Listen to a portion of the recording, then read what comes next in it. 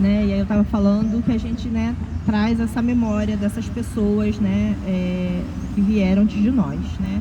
E aí quando a gente pensa na bruxa, no estereótipo da bruxa hoje, né, que a gente já conhece lá desde o final da Idade Média, a gente pensa, né, naquela mulher herveira, naquela mulher com uma aparência não tão bonita, né, meio horrenda, mora lá isolada no meio da floresta, né? E quando a gente começa a analisar um pouquinho esse estereótipo, essa imagem, a gente consegue voltar lá um pouquinho mais para trás, né?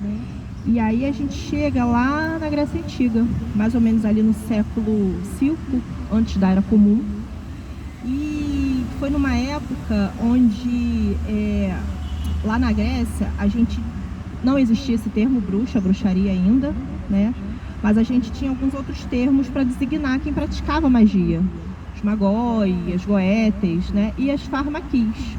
E nesse caso das farmaquis em específico, geralmente estava associado às mulheres. E as mulheres que tinham o conhecimento das ervas, tanto para curar, né, medicinalmente, mas também para fazer magia, né? E aí começou-se a literatura a falar, a escrever sobre essas mulheres, essas bruxas, essas feiticeiras no caso, né? Então geralmente essas farmaquis, elas eram mulheres de aparência horrenda, que viviam desgrenhadas, né?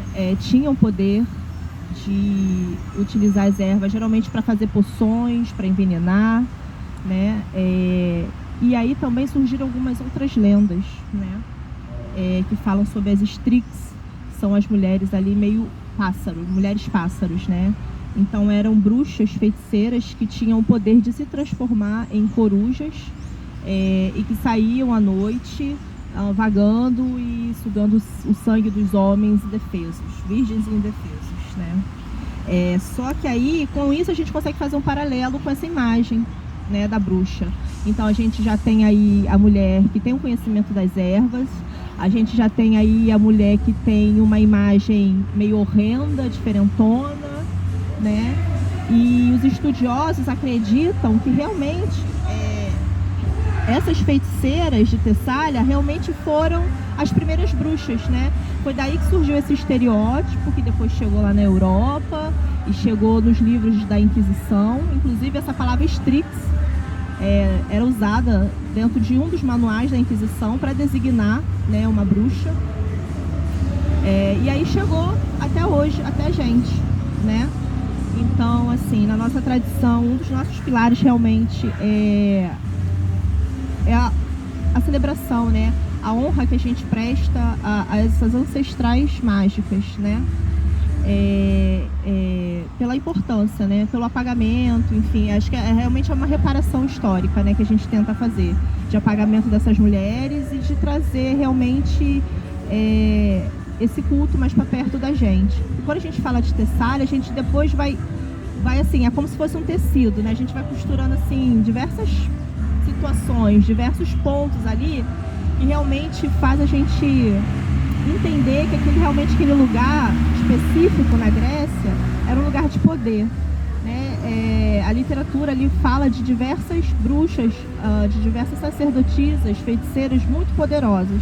E não é à toa, a gente realmente sabe pelos trabalhos históricos, acadêmicos hoje, arqueológicos, historiográficos, a gente vê que nesse local realmente tinha um culto muito forte de uma deusa que a gente sabe que é Enódia, que depois meio que vira Hecate Enódia, né? E essa ligação dela com as ervas, com a magia, né? Era nesse local que os gregos acreditavam que estava o Monte Olimpo, que era a morada dos deuses olimpianos, né? E outras coisas mais, né?